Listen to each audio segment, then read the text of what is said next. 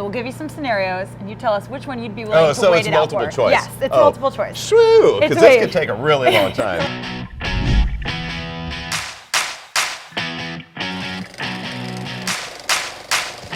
Let's start with the 3, 2, 1. Cheers. How about it? Cheers to you, Aaron. Cheers to a fine after. Thank you. After hours. See what he did there? This has been such an incredible 8 years, if you can believe it now. What's one of your first memorable experiences making a brisket? Well, I'm going to go and say it was my first brisket. Let's hear about that one.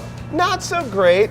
My wife Stacy and I had just purchased a little cheapy like offset cooker from Academy. Brought it home, went to HEB, got a brisket, called my dad. It's like, hey, how do I cook this thing? He's like, I don't know, cook it till it's done. All right, well, great. Ask Jeeves on my dial-up. You know, he didn't really know any better either. That's like a way throwback. The things that I really remember from that is that I was completely 100% hooked. The smell of the fire, like the meat cooking. I mean, it was like, man, maybe we should open up a barbecue place one day. Like that was the first time I actually had thought was the first brisket I cooked. Turns out it was really not that good. You know, 16 years ago, we didn't really necessarily know what a great brisket was then. So even what I thought was pretty good then, in hindsight, woof, it was terrible. But all my friends were really supportive, and they were like, oh, you should do this again. It was so much fun. We had a great time. And so it just kind of kept going. And that's really how Franklin BBQ started.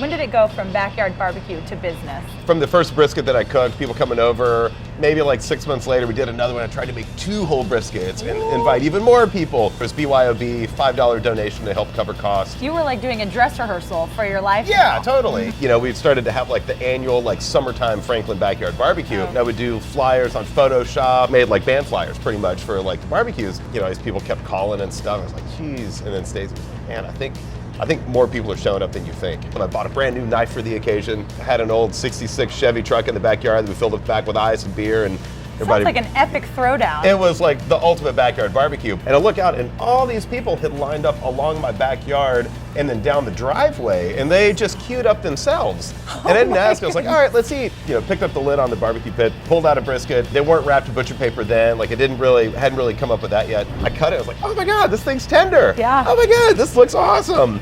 And it was the first time that I really cut in real time for people that were in a line. Something so magical happened that night. I think that was like the very beginning of Franklin BBQ.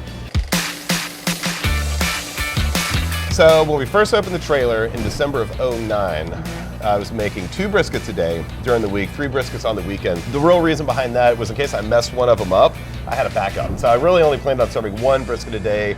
That's about 10 people, not much. I'd done the spreadsheets and stuff, and I figured if I fed 15 people a day, I could stay open. Yeah. Very small numbers. And we did 3 briskets on Saturdays and Sundays for the rush, for, you know, game day Saturday. I thought we really hit the big time when I could buy 1 case, which then was 6 briskets. It's been about 8 years since then, and now we do 106 briskets to 120 briskets a day. Oh, my meat sweats. Yeah. I mean, what a tremendous growth. Did you ever envision that happening? No. It's crazy. It's insane that people have kept showing up all these years. The line is actually one of the most exciting, adventurous parts of coming to Franklin. What are some crazy things you've seen? We had a couple get married in line. Stacey and I were the witnesses. They physically got married. They actually got married on the steps right in front of the restaurant. We turned off the music and played the wedding music for them, and that was pretty cute. There was this guy from somewhere in China. They turned around, and his across the hallway neighbor, all the way from China, unrelated to the trip, was also eating lunch. He's like, hey, what are you doing here? And we're like, no way. Ridiculous. It's really cool seeing how nice people are to each other. It's like, hey, making a beer run, who needs a beer? And like complete strangers are buying tacos for each other and stuff. There's flag football going on in the parking lot. There's big games of Monopoly. I mean, it's pretty cool. This block is like the happiest place on earth. Hopefully. How similar are the recipes you used on day 1 to the recipes you use now? Pretty much identical. The sweet sauce I made up the first day we opened. I've changed that a little bit. I took the cumin out. We had a cumin crisis a few years ago. So we stopped using that. Didn't like it anyway. Brisket stayed the same. Hadn't changed a lick, actually. Oh, I changed the beans. When we first opened, I was trying to make vegetarian beans to have a veggie option. And it turns out it's really hard to make great beans without meat. What is the most significant to you and bringing you the most joy at this time? I think that Cops episode that I starred on was probably Totally kidding. Totally kidding. He went I'm rogue. completely kidding. It's still the restaurant. We got Lauro doing hot luck, and that takes up about 12 months a year, turns out. Our small festival will take place over 4 days. And it's really meant to be just kind of a, kind of like the line, kind of like hanging out in the backyard eating barbecue. It's just kind of like a big tailgate. And it's all friends. I mean, that's pretty much how hot luck happens. We go for people that are so good at what they do and so inspiring. We got the guys from Joe Beef coming in from Montreal. They've been making fun of festivals for years. They don't do festivals, but they're doing ours. But they're doing your festival. And I think that's pretty special. It's kind of choose your own adventure. Yeah. Like you can buy the tickets a la carte, you could buy the all-in pass, and you might go to this one event, you might go get tacos at Cisco's, and then you might go see so-and-so play up the street at Whitehorse. The point is, you have fun. You mentioned Lauro. We were hanging out with Tyson Cole not too long ago, and it Wait, was... who? I'm kidding. He was just so excited to be on this project with you, and I imagine you feel equally as grateful. Well, if I think about probably the most inspirational restaurant in my history, every time I've gone to Uchi, oh man, it's so good. Like these guys are so awesome at what they do from every aspect, just the way they're so thoughtful in every detail. And when we kind of started talking about it, it's like, well, yeah, that's kind of a no-brainer. And it's not just a straight barbecue place too. So I get to learn a lot, and I have learned a lot.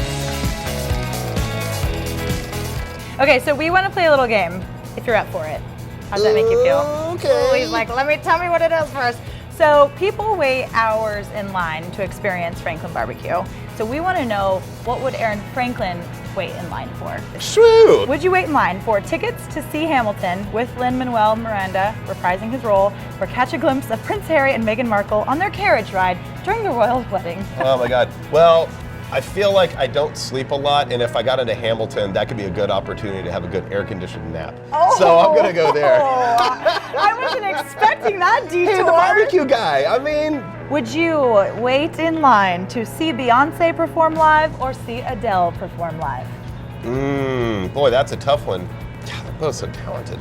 I'm gonna go with Adele, but that's almost a tie. Are you being sarcastic or real? No, I'm being for real. I was kidding about the Hamilton one, but I'm dead serious about Beyonce and Adele. Would you wait in a line to meet Oprah or to hang out with the Obamas?